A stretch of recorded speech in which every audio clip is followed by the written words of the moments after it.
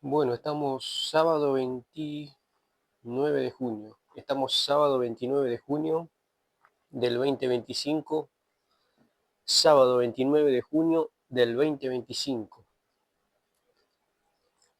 Está haciendo 0 grado acá en Neuquén. Nevó ayer. Está realmente fresco. Y bueno, eh, el tiempo se hizo propicio para poder terminar esta serie. Voy a estar grabando la tercera parte para la biblioteca de YouTube del tema diezmo. Este es el tercero de una serie de 3 videos que anteriormente los había subido a la plataforma. Y bueno, gracias a Dios hoy puedo concluir con este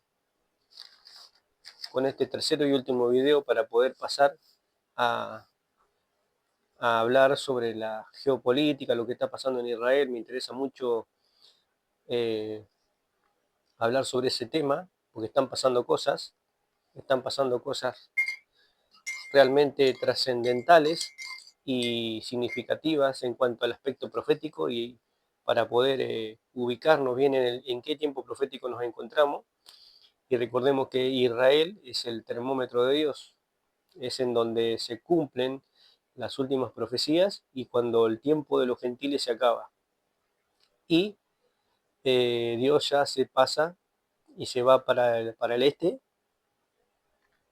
y deja a los suyos, al pueblo gentil, y él se va para el este. Pero ese es otro tema. Quiero ser rápido, quiero ser breve y no ocupar más de 45 minutos con este tema, porque son 3 4 hojas que tengo y quiero desarrollarlas eh, brevemente para que no me ocupe mucho espacio en el celular. Así que vamos a comenzar diciendo que principalmente estoy satisfecho con esta serie del tema diezmo y de poder ver a Dios, de poder ver a Dios desde la perspectiva que tiene que verse, de poder ver a Dios desde la perspectiva que tiene que verse, ¿sí? Y no desde una versión tergiversada y corrompida como la presenta la iglesia. Entonces, aquí vemos el bosque completo, ¿sí? Y no solo el árbol. Aquí se ve el bosque completo y no solo el árbol. Se ve desde los lugares celestiales en Cristo Jesús. Ahora, estoy hablando espiritualmente, ¿sí? Ahora, desde los lugares celestiales en Cristo Jesús, podemos ver a Dios en su más amplio espectro y palmarés, ¿sí? O sea, en su perfección. No lo estamos viendo en parte como lo ve la iglesia. Estamos en ese tiempo, ¿sí? Estamos en los tiempos finales, donde Él viene a buscarse a Él mismo. O sea que Él viene a buscar perfección. Ahora, eso más adelante lo vamos a explayar un poquito más. Es de perfección a perfección, ¿sí? Estamos en ese tiempo, en el que la perfección le habla a la perfección, ¿sí? Por eso dijo Pablo, más cuando venga lo perfecto, lo que es en parte se acabará. Recordemos que el judío no pudo ser perfecto. El judío no pudo ni puede aún en la actualidad ser perfecto. Él no es perfecto. Él quedó inconcluso. A él se le dio carta de divorcio y Dios se pasó, tomó pueblo de entre los gentiles y trabajó durante estos 2000 años sobre un pueblo que ya está profetizado en la Biblia, que le dio carta de divorcio, llamar un pueblo que no es pueblo, y bueno, etcétera, etcétera, etcétera. Él trabaja con los gentiles hasta el tiempo de los gentiles. Dice, cuando se termina el tiempo de los gentiles, que ya estamos en ese momento, Él vuelve para los judíos. Pero en ese lapso, el judío quedó inconcluso. Él no pudo ser perfecto, porque la perfección solamente la da Cristo. Y ellos no recibieron a Cristo, sino que se quedaron con la liturgia y la forma mecánica de adorar, no la forma perfecta a través de el Espíritu Santo en el adorador, donde ya viene a morar en el corazón del adorador, para perfeccionarlo. Entonces, por eso dice la palabra, perfectos estamos en Cristo. Y dice también en otra escritura que con un solo sacrificio hizo perfecto para siempre a los santificados. Entonces, ahora, la perfección es Cristo en un cuerpo llamado novia, trayendo la autoridad e interpretación correcta de las escrituras, lo cual significa que es Él mismo viniendo a partir el pan en persona. Entonces, Él mismo es el que parte el pan aquí, ¿sí? Por eso es que esto es tan diferente.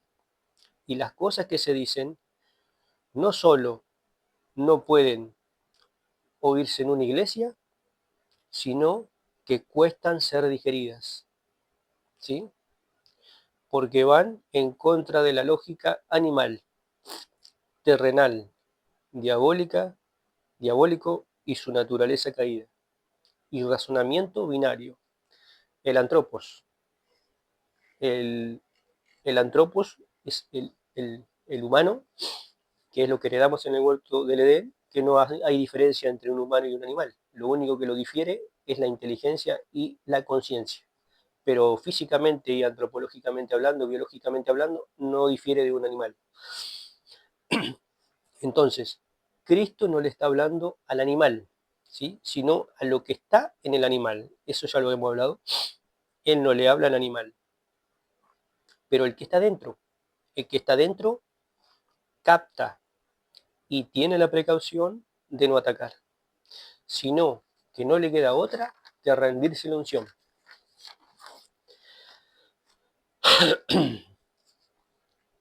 Porque, como se le dijo a Pablo, dura cosa te es dar de coces contra el aguijón. Dura cosa le va a hacer a usted dar de coces contra el aguijón. Esto es dar coces contra un aguijón, o sea, hacerse daño a sí mismo, el atacar esto.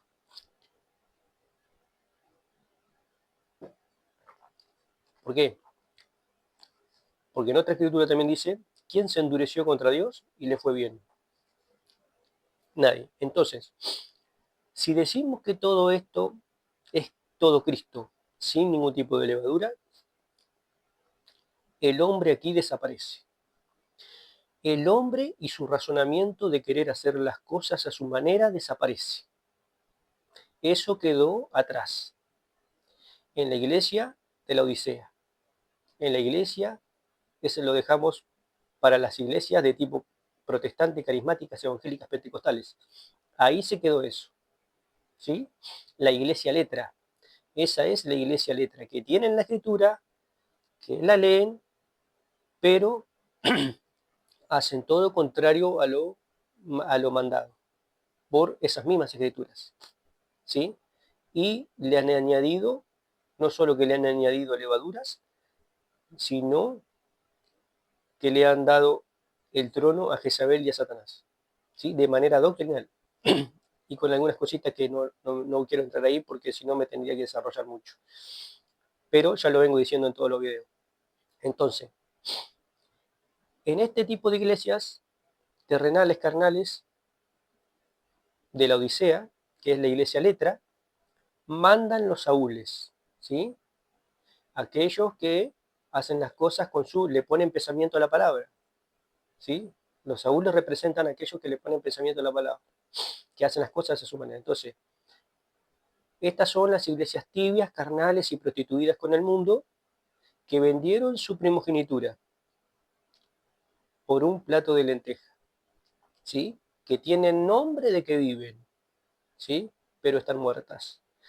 Tienen nombre de que viven, lo hablamos en el video anterior, que usan el nombre de Jesucristo, se ponen carteles, tocan el manto de Jesús para vivir a costillas del Evangelio o hacer las cosas a su manera usando el nombre de Cristo, pero no haciendo su voluntad perfecta.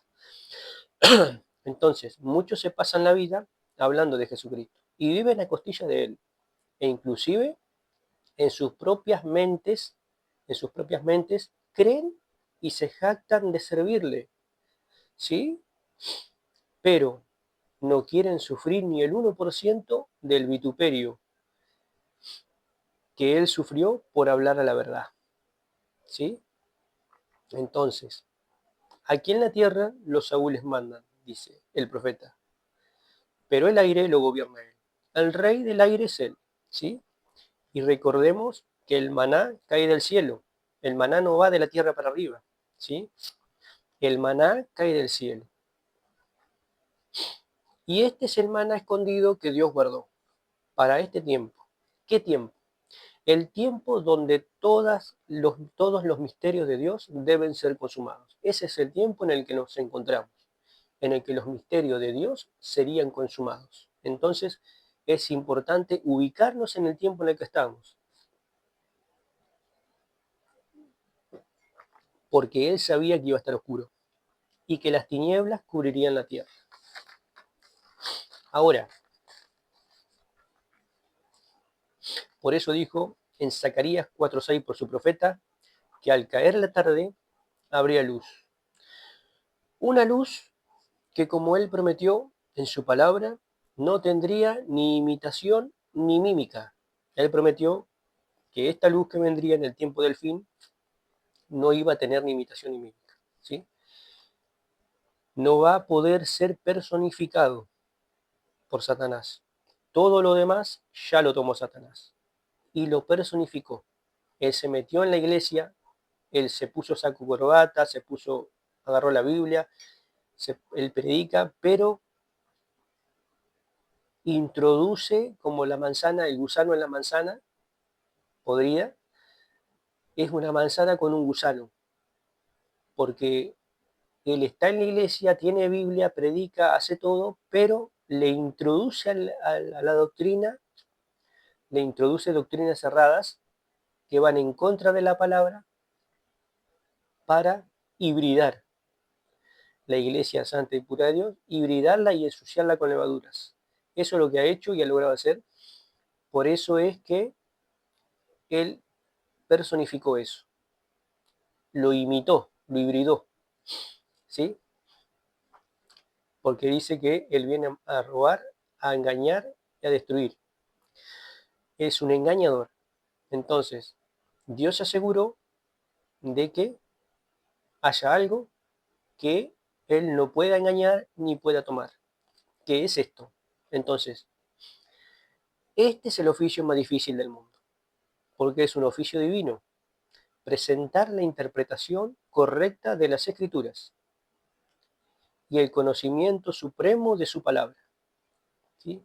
Para un pueblo que no puede comer un alimento manoseado por el hombre, ¿sí? No le puede comer un alimento que es una reflexión, un hombre que le pone pensamiento a la palabra, que habla de su propia experiencia y no de la verdad y de lo que dice la Escritura, que malinterpreta la Escritura y la acomoda a su conveniencia. Entonces, todo eso lo puede imitar y personificar Satanás. Satanás puede comprar un micrófono, puede querer imitar esto, pero estas son cosas que nunca se escucharon en una iglesia, ni se van a escuchar, ni se van a poder escuchar, ¿sí?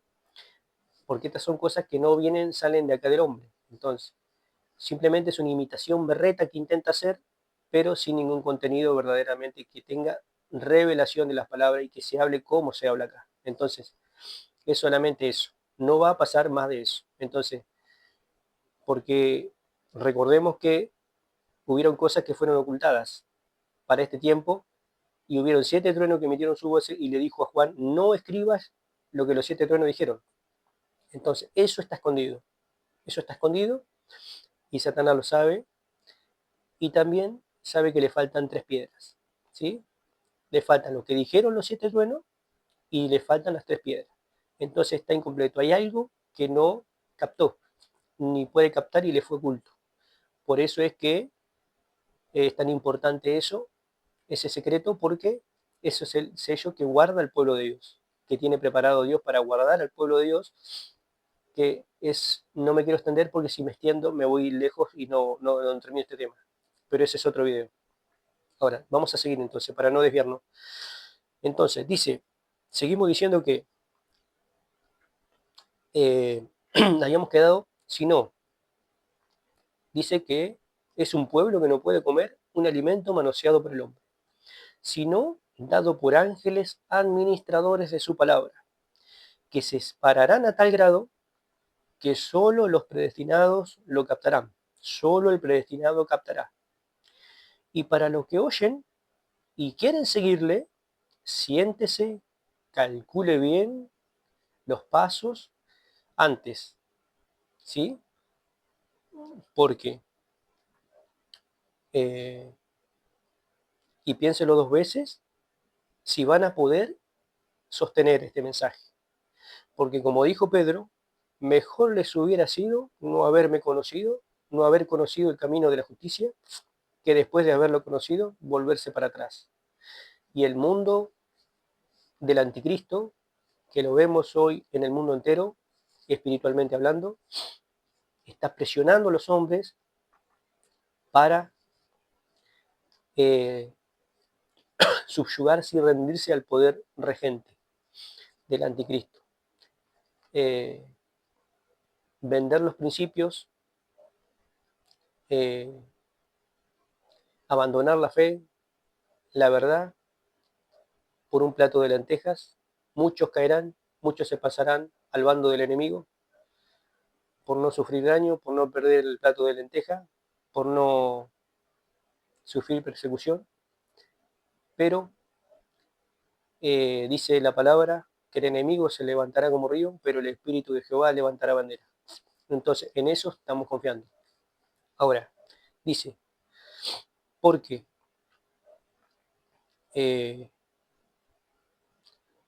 acá, como decía el profeta, mejor le hubiera sido no haberme conocido, no haber conocido el camino de la justicia, que después de haberlo conocido volverse para atrás.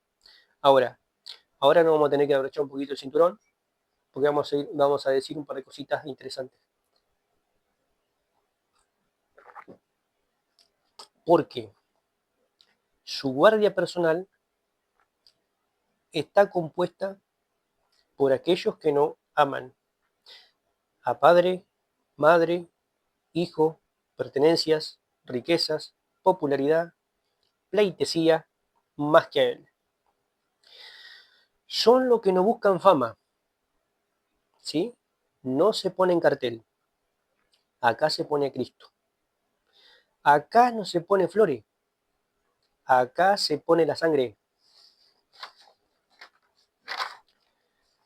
Ahora, acá no se pone el sacrificio de Caín. Acá se pone el de Abel. Acá no se tiene miedo a decir la verdad, para no perder popularidad, o sufrir vituperio, o persecución, o que Satanás toque el bolsillo, o la economía. Acá se les va a decir, vosotros sois de vuestro padre el diablo. ¿Por qué? Porque los deseos de vuestro padre queréis hacer y tenéis en el corazón. ¿Sí? Ese es el motivo. Por eso les dijo, vosotros sois de vuestro padre el diablo, porque los deseos de vuestro padre queréis hacer. Entonces, Juan les dijo, generación de víbora. ¿Vio? No le está diciendo hermanito, ni hermanita, ni pobrecito, ni pobrecita, ni nada de esto. Él le va a decir las cosas de frente. Él no le va a andar con vuelta. Él le va a decir, Jezabel, ser de inmunda, vos acá no podés entrar. ¿Sí? Entonces, él le va a decir a usted, usted es un avaro, un tacaño, un miserable, codicioso, egoísta, hipócrita. Usted es un envidioso. Usted es un brujo maldiciente.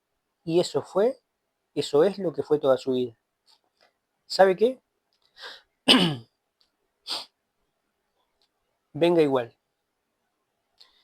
Cristo le va a decir, así como está, venga igual. ¿Por qué? Porque el dueño del negocio es él. El dueño del negocio soy yo. y mi elección es divina. Yo llamo a quien quiero, yo se lo doy a quien quiero y yo se lo revelo a quien quiero. Porque la verdadera victoria no es destruir el mal, sino convertir el mal en bien, ¿sí? Darlo vuelta. Ahora, por eso es que Satanás odia esto. ¿Por qué él acá no puede entrar? En la iglesia evangélica pentecostal puede entrar, pero acá no puede, sabe que no puede engañar a Cristo. Cristo no puede ser engañado. Acá no puede entrar, sabe que no puede entrar. Entonces, acá no puede engañar a Cristo. Y sabe, también él sabe, que el más débil de nosotros es más fuerte que el más fuerte de ellos. Y aún el más pequeño lo dejaría avergonzado si se atreviera a entrar en debate. Entonces, los fariseos lo tentaron, ¿sí? Cuando le trajeron la moneda y lo quisieron tentar para prenderlo en algún error, en alguna equivocación, para poder acusarlo, y el objetivo de ello era matarlo y entregarlo a los romanos, que al final lo terminaron haciendo, pero porque él se entregó, le dieron la moneda y le dijo, ¿de quién es la inscripción? De César, porque estaban esperando que él diga algo en contra del gobierno romano para poder entregárselo. Pero que les dijo, dar a César lo que es de César y a Dios lo que de Dios. Entonces no se esperaban una respuesta de ese tipo, en la cual los dejó descolocados porque no pudieron hacer nada. Entonces no pudieron ser, entonces dice la palabra en Lucas 20:26, y no pudieron sorprenderle en palabra alguna delante del pueblo, sino que maravillados de su respuesta callaron. Entonces, son las serpientes y esas son las víboras, la genética de su padre que traían, que eran religiosos, eran muy pulcros, con sus vestimentas sacerdotales, con sus vestimentas de fariseo que ellos usaban, cumpliendo con toda la ley al pie de la letra, pero en su corazón eran hijos del diablo, porque tenían esas malas intenciones de querer, una doble intención de buscar hacer caer al prójimo, ¿sí? Entonces, buscar el defecto en el otro para hacerlo caer, de una manera encubierta como hacen las serpientes. Entonces, por eso les dijo, vosotros sois de vuestro padre el diablo. Y Juan les dijo, generación de víboras, porque no son transparentes, son astutos, engañosos, que andan con dobleces, con doble intención. Entonces, por envidia, y eso es lo más grave, que era por envidia. Entonces, Dios los avergonzó de esa manera. Cristo los avergonzó de esa manera. Ahora, vamos a pasar a la tercera parte. ¿Por qué? Porque Dios tiene una característica y Él ciega al soberbio, al que no puede reconocer cuando está equivocado. Y también ciega o se esconde de todo aquel que quiere venir a atropellar a Dios como carnero y querer conocerlo con la mente. Muchos ateos quieren conocer a Dios con la mente y dicen, no, porque si Dios es todopoderoso, ¿por qué no destruye al diablo? Y todo ese tipo de razonamientos animales, tipo de razonamientos sin sentido, desde la ignorancia, de una manera soberbia, que queriendo atropellar a Dios y queriendo entenderlo con los cinco sentidos y con el intelecto. Atropellan como carnero, queriendo conocer a Dios con la mente. Y Dios no se le conoce por medio del intelecto, sino por revelación.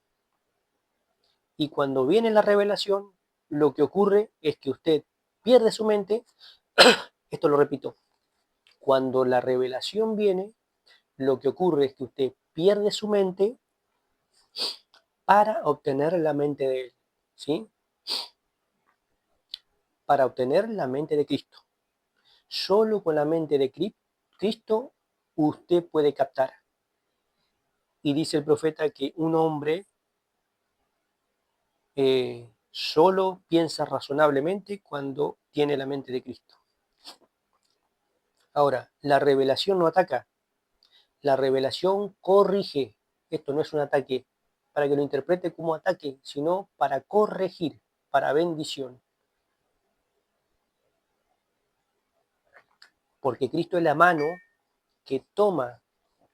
Para tomar algo de Dios se necesita una mano que es Cristo, un canal conductor con el reino para poder obtener sus bendiciones. Ahora, por eso es que esto no es predicación, ¿sí? Ya voy a hablar del tema predicación. Por eso dice, por la locura de la predicación. Para Dios la predicación es una locura. ¿Por qué? Porque la predicación es una forma de explicar algo obvio, cuando no tendría que existir esa herramienta, ya que lo obvio no tendría que ser explicado, sino ser entendido directamente por revelación. Por eso es una locura pero ese es otro tema. Ahora, por eso es que esto no es una predicación, esto no es predicación, sino que es una enseñanza sobrenatural. Es el maná escondido que él guardó para este tiempo, que iba a estar oscuro. Es una enseñanza solo para la novia, para un pueblo que tuvo que morir y dejar de ser nada, para que Jehová, Dios, pueda manifestarse. Él se puede manifestar cuando el hombre se rinde. El hombre y sus pensamientos y su razonamiento de querer hacer algo para Dios, cuando ese hombre se rinde a Dios al 100%, recién ahí Dios puede llegar a usarlo. Mientras el hombre siga teniendo pensamientos de querer hacer algo para Dios, de querer ganarse el cielo a través de obras, Dios no puede actuar, porque no le deja espacio a Dios. Para que Dios pueda hacer algo, el hombre se tiene que rendir y decir, yo no soy nada. Entonces, para dejar de ser nada, para que Jehová Dios se manifieste. Y nadie puede entrar si el Padre no le trajere. El ser humano puede interpretar la Biblia y puede dislocarla, puede acomodarla según le convenga. Pero cuando entramos en el Espíritu, Romanos 8 y Romanos 12, al pie de la letra, ya no hay ningún ser humano. El ser humano desaparece hasta las cenizas y empieza a posicionarse él. Esa es la posición adquirida. Ese es el Padre que mora en mí. Ahora, hablando de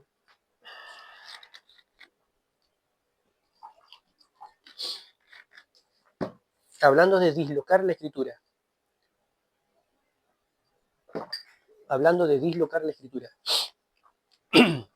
la palabra, y acomodarla según la conveniencia, vamos a decir que eso es lo que las religiones han hecho con el tema del diezmo.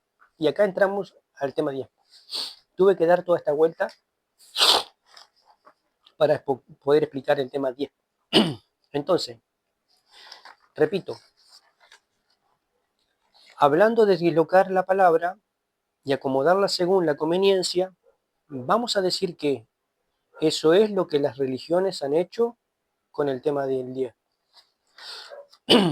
Principalmente las de tipo protestante carismáticas, evangélicas pentecostales, las cuales no solo han abusado de este derecho, sino que peor aún, lo han establecido como un dogma.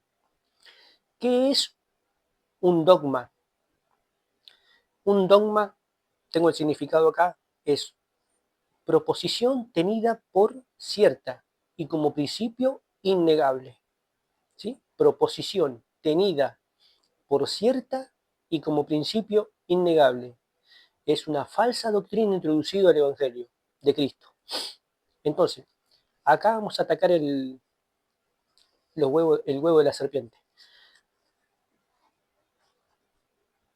El diezmo no se niega que sea bíblico porque en la Biblia está. Ahora, está mal interpretado. ¿Sí? Ahora, no porque la Escritura diga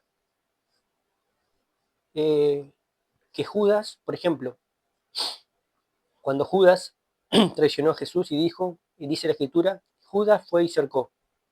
Entonces yo no puedo agarrar y decir, hermano, Judas fue y cercó. La escritura dice que Judas fue y cercó, tenemos que ir y ahorcar. Esa es la interpretación que hace un evangélico pentecostal acerca del diezmo. Lo malinterpreta. Que esté en la Biblia y sea bíblico no significa que se tenga que hacer de manera, o sea, obedecer a esa mala interpretación bíblica que se hace. Entonces, vamos a aclarar el tema y es por eso que he dedicado estos 3 videos y todo este tiempo para poder aclarar.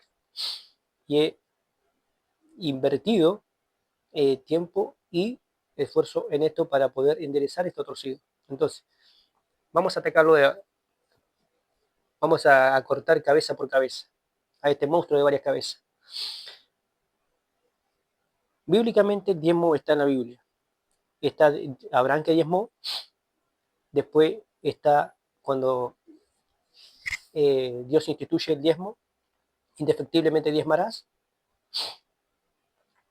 pero eso fue bajo la ley, ¿sí? Y vamos a tener que leer Hebreos 7, Hebreos 10, porque si no tenemos que judaizar a todo el Evangelio de Cristo y volver a un ministerio anterior caducado, porque cambiado el sacerdocio, tiene que cambiar la ley. Entonces nosotros no estamos bajo la ley de Moisés, bajo el antiguo pacto, estamos en un nuevo pacto perfecto, un nuevo pacto mejor que el anterior, que fue sombra de este. Entonces no se puede volver para atrás, porque si yo digo que tengo que diezmar, tengo que cumplir con todo el sacerdocio arónico basado en leyes, basado en liturgias. Tengo que ir al templo y matar el sacrificio y tengo que cumplirse con Shabbat y tengo que, porque dice la escritura que el que no cumple un solo mandamiento del antiguo pacto se hace falto por todos. Entonces el que quiere cumplir el diezmo está en el antiguo pacto y no está en el nuevo. Se vuelve para atrás. Ahora, legítima y doctrinalmente hablando, no existe, presta atención acá, no existe una sola, no existe una sola escritura en el Nuevo Testamento con fundamento para poder sostener la doctrina del diezmo. ¿Sí? Ahora, ese es el primer punto. Ahora, para los que dicen no, pero Abraham diezmó y estuvo antes de Moisés, de que Dios establezca el templo y la ley a Moisés. Sí, pero hay que entender que Abraham no estuvo bajo la sangre perfecta que estamos nosotros. Abraham estuvo bajo la sangre de machos cabrios. Abraham estuvo bajo la sangre de machos cabrios y él dice que Abraham recibió la promesa de lo que tenía que venir. Entonces, con respecto a esto, lo que vino después de Abraham fue la ley. Pero la ley en la cual fue instituida el diezmo fue hecha para el transgresor. O sea, que no fue hecha para el que no transgrede. La ley fue hecha para el transgresor. Entonces, con respecto a esto, si bien todo, me va a tener que seguir con mucho cuidado, si bien todo es palabra de Dios, de principio a fin, de Génesis a Apocalipsis, hay que respetar los grados de autoridad. No es lo mismo lo que dice Abraham que lo que dice Moisés, que lo que dijo Cristo. Cristo es mayor que Moisés. Cristo es mayor que Abraham. Por eso dice Cristo es mayor que Salomón. Por eso dice, he aquí más que Salomón en este lugar. Entonces, la supremacía y el cumplimiento de la consumación, por eso dice, consumado es. Consumado es, en la cruz dijo, y ahí se terminó por concluir. Todo el cumplió toda la escritura al pie de la letra y se termina la obra maestra de Dios en la cruz. Entonces, la perfección es Cristo, como dice la palabra. Todo para atrás fue ministerios inferiores, ¿sí? Abraham, Moisés, entonces, ello fue sombra y tipo de lo que se había de decir. Entonces, nosotros estamos bajo la sangre perfecta, bajo la sangre, no sobre la sangre de machos cabrios, sino bajo la sangre perfecta de Jesucristo, que nos hizo perfecto, por eso dice, hizo perfecto a los santificados. Con un solo sacrificio hizo perfecto, y un solo sacrificio para siempre hizo perfecto a los santificados.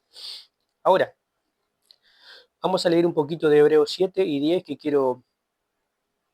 que se me está yendo el tiempo, y estas escrituras son muy reveladoras y muy importantes. Entonces, tenemos Hebreos 7, dice: si pues la perfección fuera por el sacerdocio levítico, porque bajo él recibió el pueblo la ley, ¿qué necesidad habría aún de que se levantase otro sacerdote, según el orden de Melquisedec, Cristo, y que no fuese llamado según el orden de Aarón? Porque cambiado el sacerdocio, necesario es que haya también cambio de ley. Mente de pollo. Porque cambiado el sacerdocio, necesario es que haya cambio de ley. El diezmo fue instituido por la ley. Entonces, y aquel de quien se dice esto es de otra tribu, de la cual nadie sirvió al altar, porque manifiesto es que nuestro Señor vino de la tribu de Judá, de la cual nada habló Moisés tocante al sacerdocio. Y esto es aún más manifiesto, si a semejanza de Melquisedec se levanta un sacerdote distinto, no constituido conforme a la ley del mandamiento acerca de la descendencia, sino según el poder de una vida indestructible. Pues se da testimonio de él: tú eres sacerdote para siempre, según el orden de Melquisedec. Queda pues abrogado el mandamiento anterior, a causa de su debilidad e ineficacia.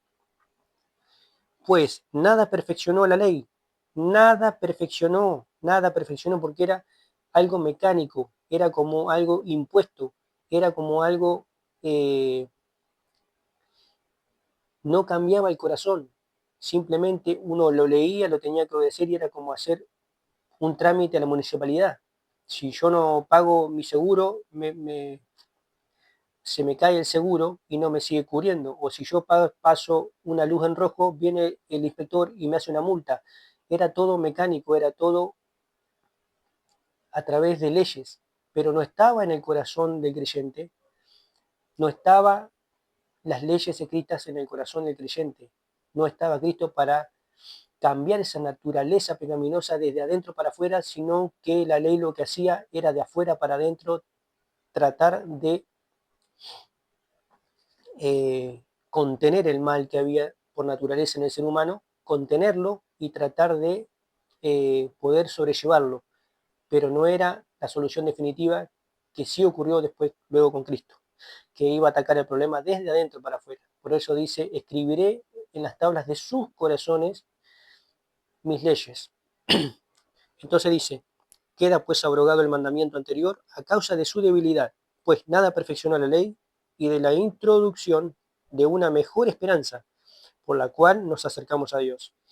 Y esto no fue hecho sin juramento, porque los otros ciertamente sin juramento fueron hechos sacerdotes, pero este con el juramento del que dijo: juró el Señor y no se arrepentirá, tú eres sacerdote para siempre, según el orden de Melquisedec. Por tanto, Jesús, hecho fiador de un mejor pacto.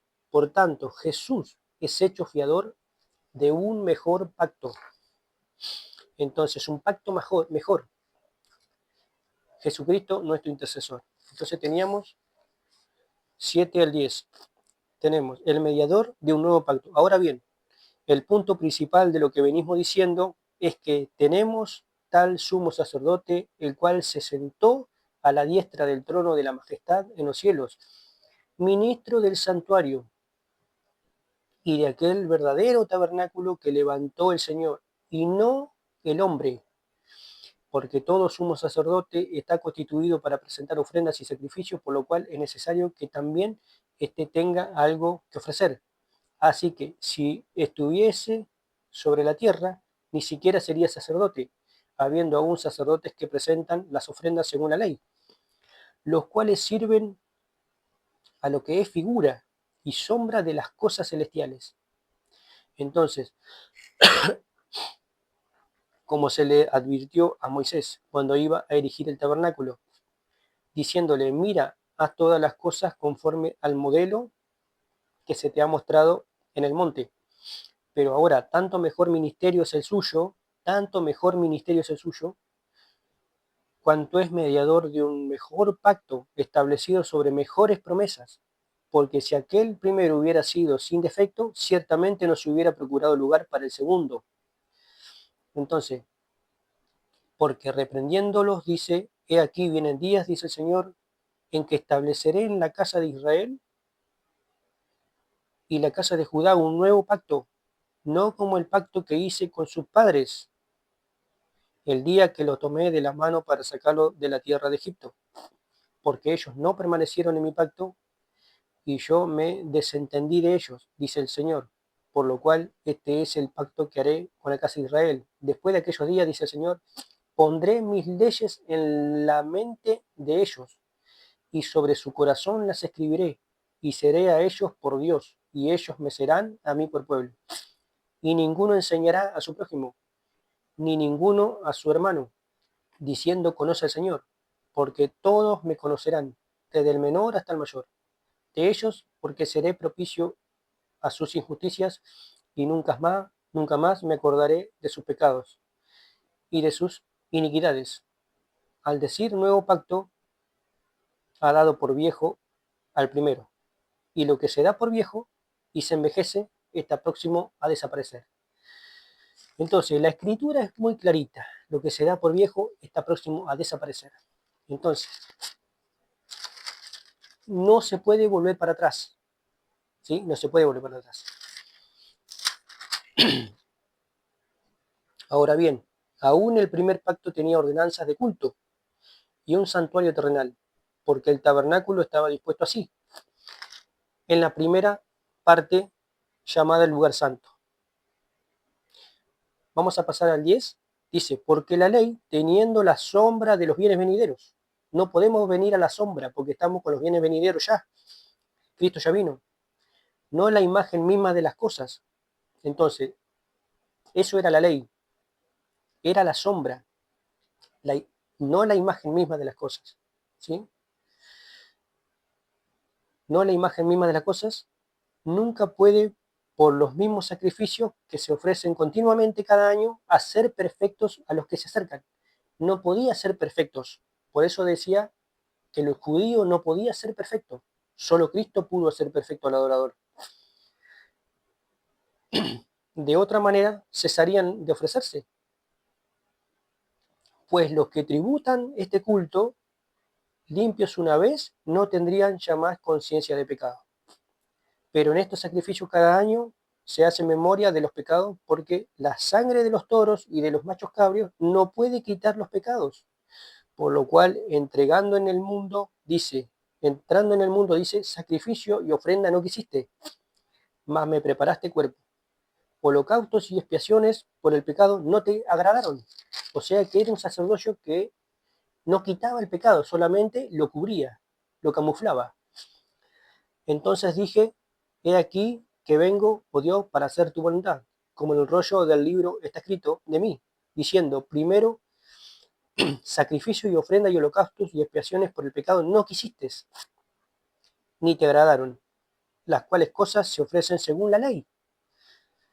Y diciendo luego, he aquí que vengo, oh Dios, para hacer tu voluntad, quita lo primero, para establecer esto último. En esa voluntad somos santificados mediante la ofrenda del cuerpo de Jesucristo, hecho una vez y para siempre.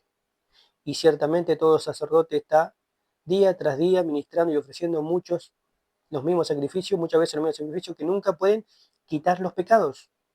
El antiguo pacto, la ley judaica no puede quitar el pecado, no lo podía quitar.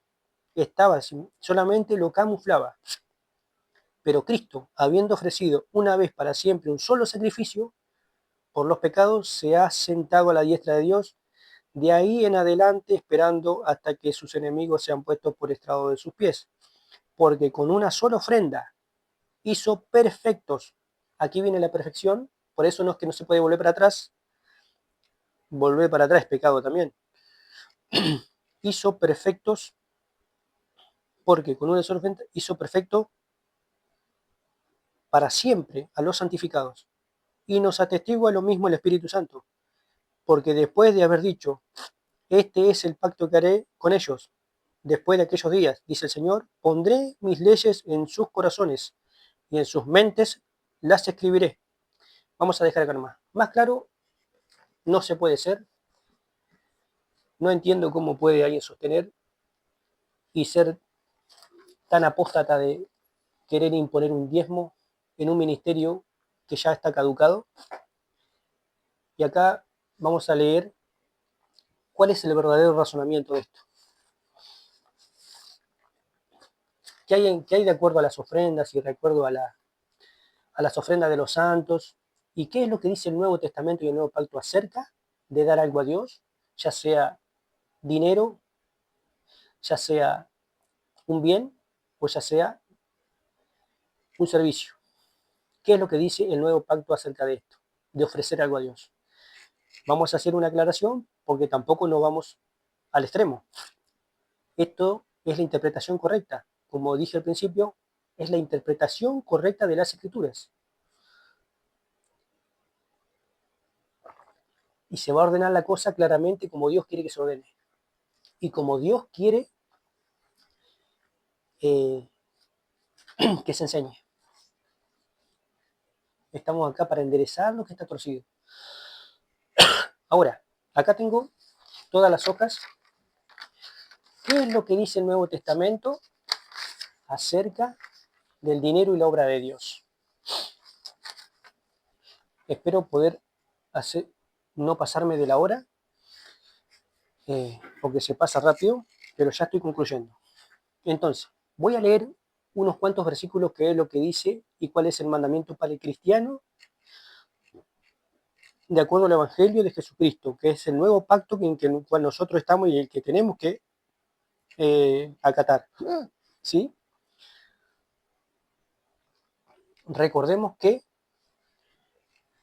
cuando Cristo entra en el individuo, a través del nuevo nacimiento, el que no naciere de agua y de espíritu, cuando sucede eso, existe en el individuo o adorador o aquel que se acerca a Cristo o a Dios, existe un cambio de naturaleza, donde ya no necesito que se me esté diciendo nada, sino que el espíritu mismo dentro del corazón, por eso dice que lo acabo de leer, escribiré en las tablas de sus corazones y en su mente.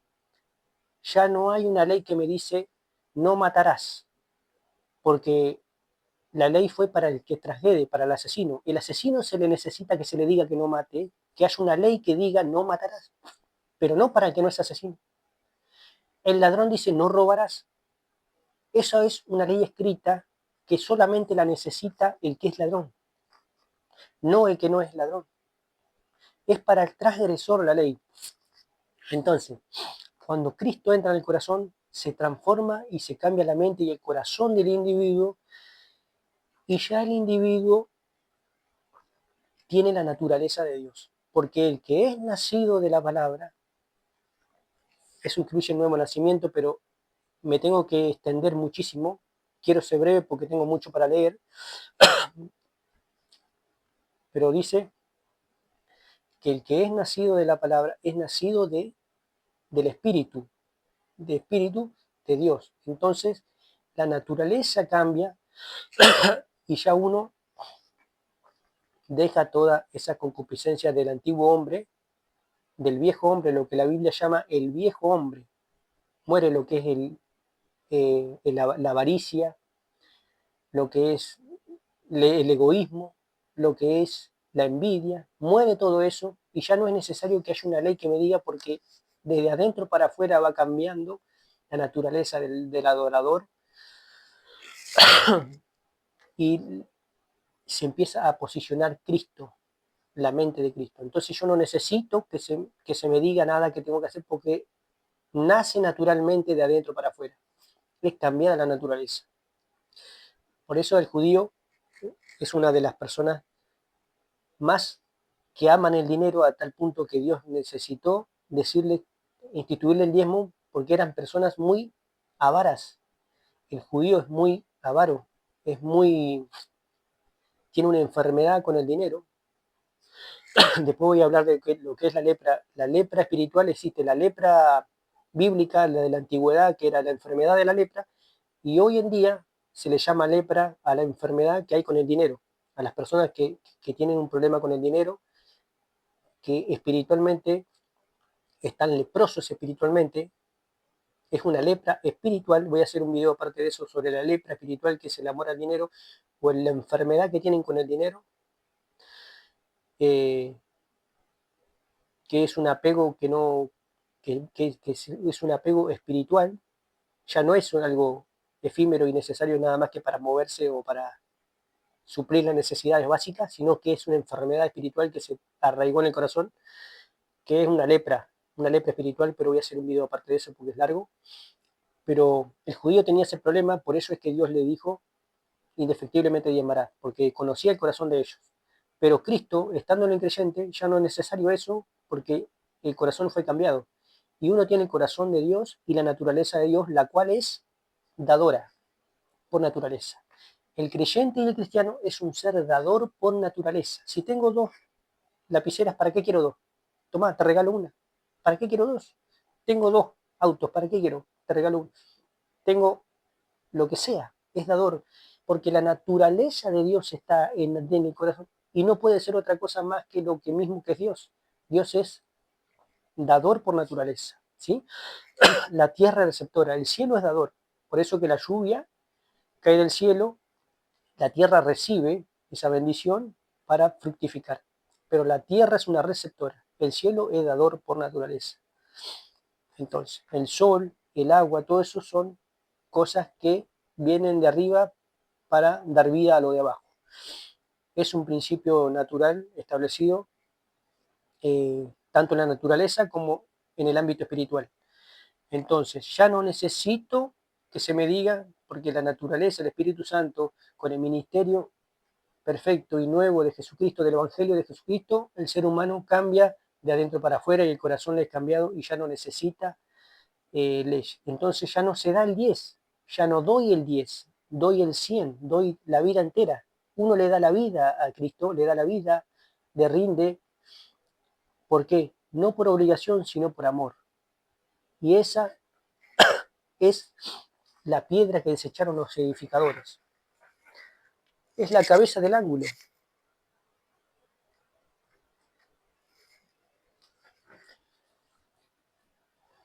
El amor. Es la piedra que desecharon los edificadores, que vino a ser cabeza del ángulo. ¿Sí?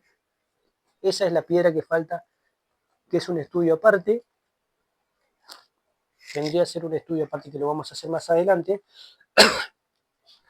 La dinamita de Dios, el dunamis de Dios, que es demasiado grande esto, pero no me quiero salir. Tengo las escrituras acá, que ya voy a concluir, sobre el dinero y la obra de Dios. ¿Sí? Acá está. Dinero y la obra de Dios. Todas las escrituras que tienen que ver en el Nuevo Testamento sobre dinero y la obra de Dios. Las voy a leer y en ninguna existe una instauración del diezmo, sino existen ofrendas. Entonces, para todos aquellos que dicen que son evangélicos pentecostales, que dicen que hay que demás, vamos a ver si hacen lo que realmente dice el Espíritu Santo acerca de esto. Vamos a ver si hacen realmente lo que dice la Escritura.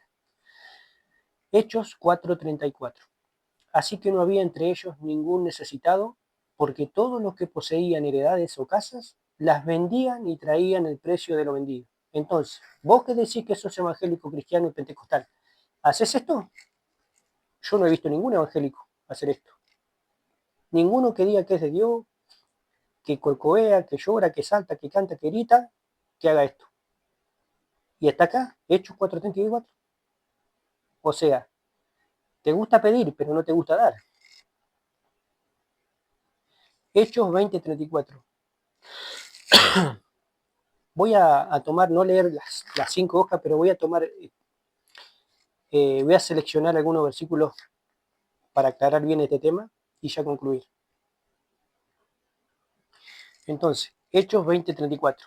Antes vosotros sabéis que para lo que me ha sido necesario a mí y a los que están conmigo, estas manos me han servido.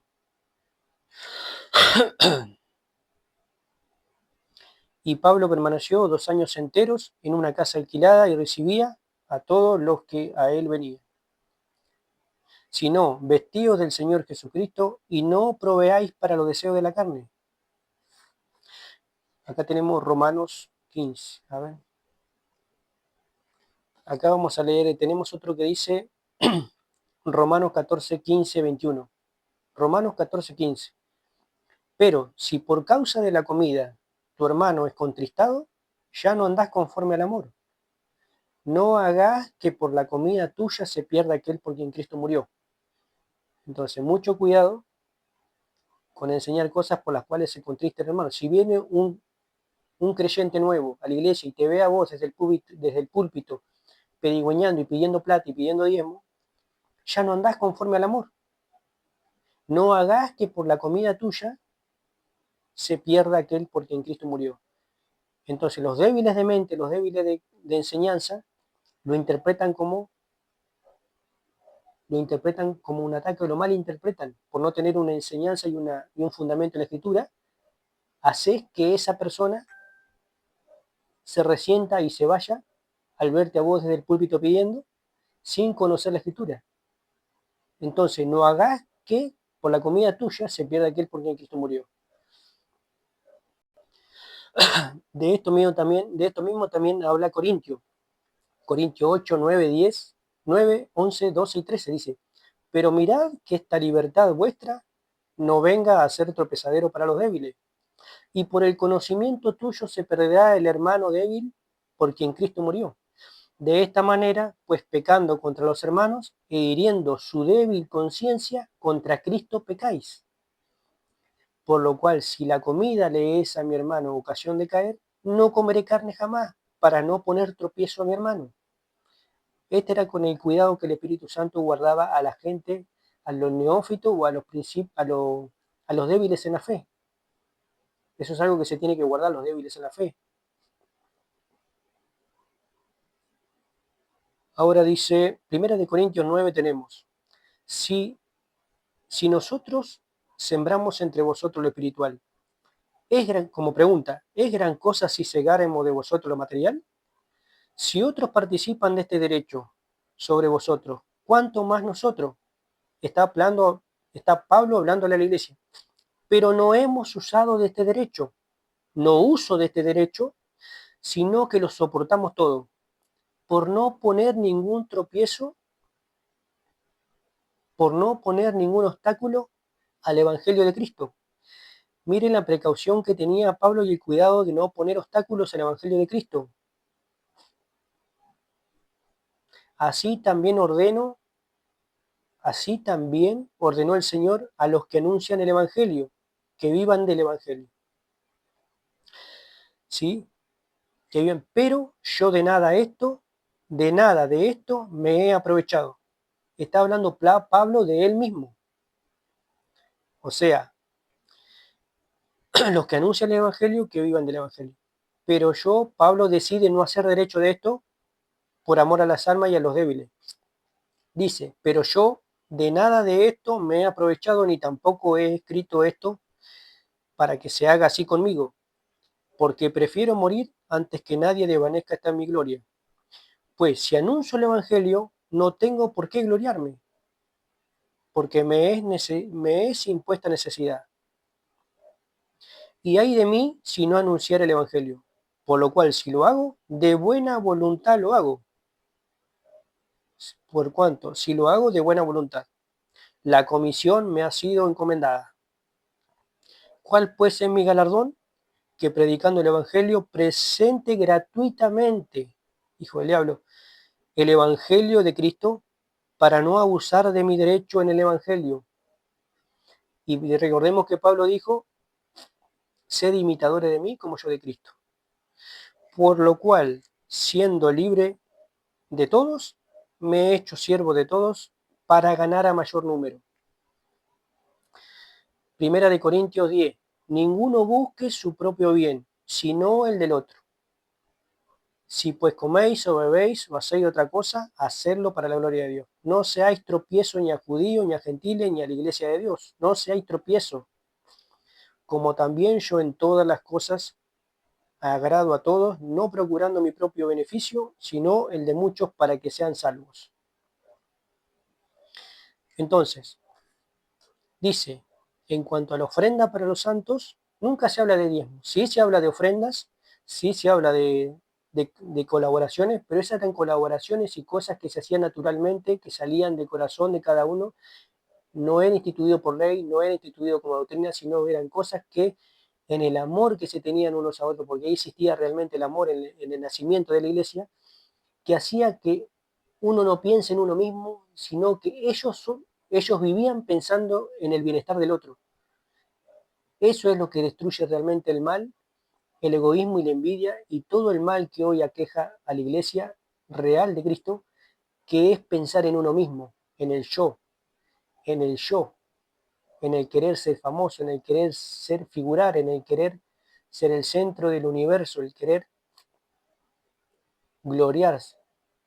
En este tiempo de la iglesia, de la fundación de la iglesia primigenia, existía el bautismo del Espíritu Santo, estaba recién caído y existía amor en los hermanos y uno no pensaba en uno. La preocupación era más grande por el otro que por uno mismo. Eso hacía que la iglesia prospere y que realmente el Espíritu Santo se mueva. Ahora, eso es muy importante entenderlo hoy en día porque está dando ese cumplimiento donde dice el amor de muchos se enfriará. Por eso es necesario traer eso, ese fuego nuevo